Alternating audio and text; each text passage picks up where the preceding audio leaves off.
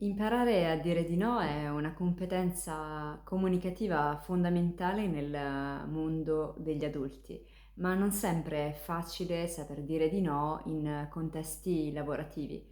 In questo video vediamo alcuni consigli su come imparare a dire di no senza sentirsi in colpa né sentirsi maleducati.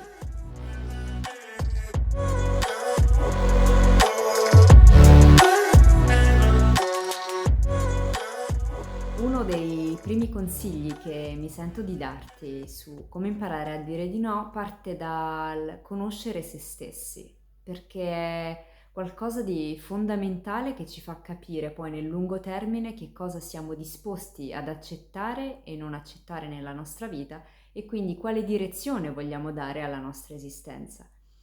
Uno dei modi per scoprire se stessi, anche se ce ne sono moltissimi, fra cui la meditazione e Sci Zen, appunto un progetto che si occupa del benessere dei ricercatori, comunque uno dei modi per farlo, ad esempio, è capire quali sono gli argomenti che noi leggiamo più frequentemente. Perché questo? Perché la lettura è è come se fosse il cibo per la mente, no? Quindi andare a capire quali sono gli argomenti di maggiore interesse che catturano la nostra attenzione ci consente di andare a verificare poi qual è il tipo di conoscenza che ci attrae maggiormente, quindi conoscere di più quali sono i nostri interessi. Un altro elemento sul quale portare l'attenzione è la nostra scrittura. Quindi l'idea è quella di provare a concentrarci sul modo in cui noi scriviamo gli eventi, come li raccontiamo, che vocabolario utilizziamo e in questi eventi che descriviamo come ci posizioniamo.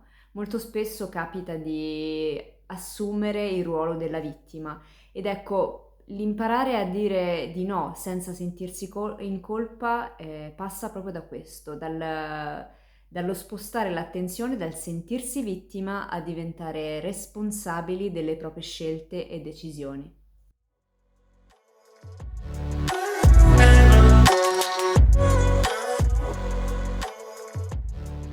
Un altro elemento da considerare è poi il dare spazio al nostro carattere. Noi spesso siamo portati a pensare che dentro di noi esistano un lato in luce e un lato in ombra e molto spesso noi cerchiamo di dare spazio solamente a quello che è accettabile nella società. Ma in realtà all'interno di noi non esiste persona che non abbia un guerriero o una guerriera al suo interno. Quindi il fatto di non sentirsi adeguati al dire di no, non sentirsi all'altezza di sostenere il confronto, è un qualcosa sulla quale è opportuno lavorare per raggiungere delle relazioni e delle comunicazioni sane, rispettose e soprattutto adulte.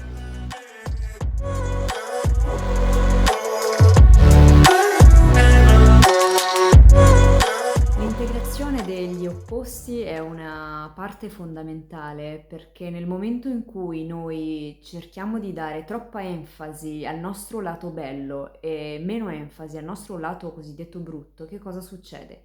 Che per il quieto vivere relazionale con l'altra persona noi abbiamo un inquieto vivere con noi stessi e quindi col nostro modo di stare con le nostre emozioni, con i nostri sentimenti e con i nostri bisogni.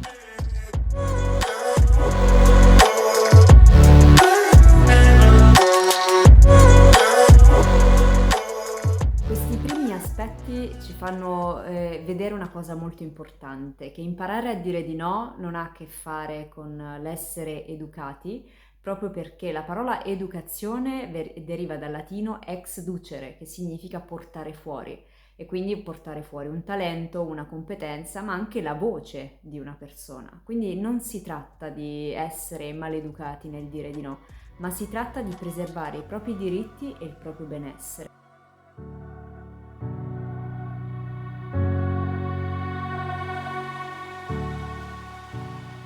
Un altro suggerimento che mi sento di darti è questo: non avere paura del conflitto. Anche nelle più grandi relazioni d'amore il conflitto è, se gestito in maniera adeguata, è una parte naturale e sana di ogni relazione. Perché? Perché il conflitto non è altro che un incontro, a volte uno scontro, fra cornici di riferimento diverse e il conflitto è un elemento importante in ogni relazione perché fa capire ad entrambe le persone che cosa è accettabile e che cosa no, quali sono i limiti da non superare e che cosa invece è tollerabile.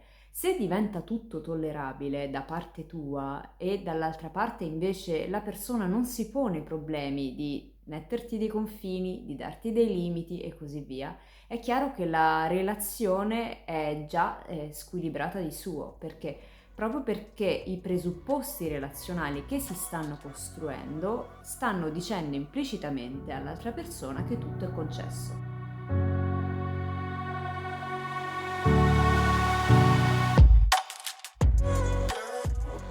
Un altro elemento sul quale portare l'attenzione è la chiarezza comunicativa. Molto spesso noi pensiamo che l'altra persona debba sapere che noi abbiamo tanto da fare, che noi siamo in difficoltà, che noi siamo oberati di impegni, ma molto spesso questi confini sono incerti, sono ambivalenti, proprio perché noi presupponiamo che l'altra persona sappia quello che succede nella nostra vita. Ma in realtà quello che più frequentemente succede è che la persona non si accorge proprio del nostro stile di vita perché è presa dal suo stile di vita che è altamente complesso, è diversificato come può essere il nostro. Quindi un consiglio che ti posso dare sicuramente è quello di mettere in chiaro le cose e dire e spiegare le tue ragioni sul perché non vuoi fare qualcosa, motivandole in maniera molto, molto tranquilla. Tendenzialmente dall'altra parte se trovi una persona matura comprende la cosa e ti chiede scusa o comunque ti ringrazia per aver chiarificato.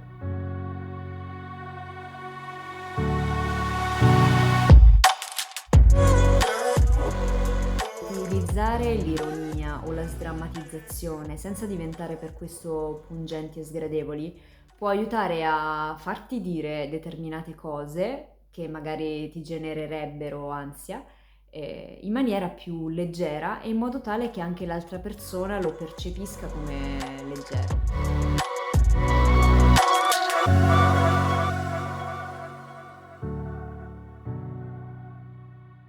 È anche vero che quando si parla di imparare a saper dire di no, si ha a che fare sicuramente con la paura della reazione dell'altro. Questa è una cosa naturale, però occorre anche tener presente che nelle relazioni, soprattutto fra adulti, l'altra persona, così come noi, è responsabile del suo modo di attribuire un significato agli eventi. Se per un tuo no, detto perché hai le tue motivazioni, le tue ragioni, l'altra persona si offende, si arrabbia, diventa intollerabile, aggressiva, beh, bisogna anche comprendere che probabilmente non ha gli strumenti cognitivi, relazionali o comportamentali efficaci tali da sostenere una relazione matura. Ma ciò non comporta che tu debba prenderti la responsabilità del suo modo di agire e di reagire. Un'altra cosa su cui ti invito a portare l'attenzione è la cultura organizzativa. Se senti spesso dire si fa così o puoi andare via, oppure se senti dire ciascuno è utile ma nessuno è indispensabile, ecco, lì non si tratta tanto di imparare a saper dire di no a una persona, perché andiamo a confrontarci con un ambiente che ha una cultura organizzativa tossica. Quindi che cosa vuol dire? Che anche se impari a dire di no in determinate circostanze, poi bisogna chiederti, ma tu quanto hai intenzione di starci in questa organizzazione? Perché è un'organizzazione che ti porta a vivere situazioni di stress, perché comunica costantemente una condizione di ansia, di precarietà e soprattutto di non indispensabilità.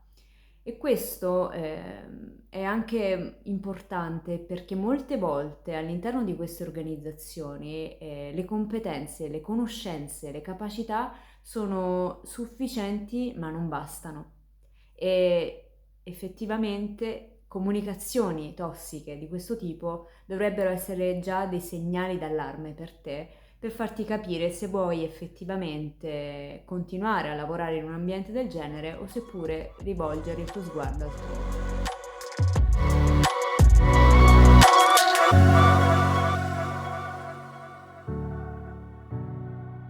Infine, il mio ultimo consiglio è quello di provare a crearti una mappa, una timeline, con gli obiettivi che vuoi raggiungere nell'arco di 5 e 10 anni. Questo ti consente innanzitutto a capire dove vuoi arrivare e quindi a darti una direzione che ti fa comprendere poi che cosa è funzionale all'obiettivo che vuoi raggiungere e che cosa invece ti fa perdere solamente tempo. Ci sono cose alle quali non puoi dire di no e che magari ti portano ad avere più esperienza, ad avere più competenze e così via, ma ci sono altre cose che portano via la tua energia e i tuoi talenti. Ecco, lì conviene non buttarsi via, non sprecarsi, perché comunque la vita che ci è concessa è sempre una e il tempo anche.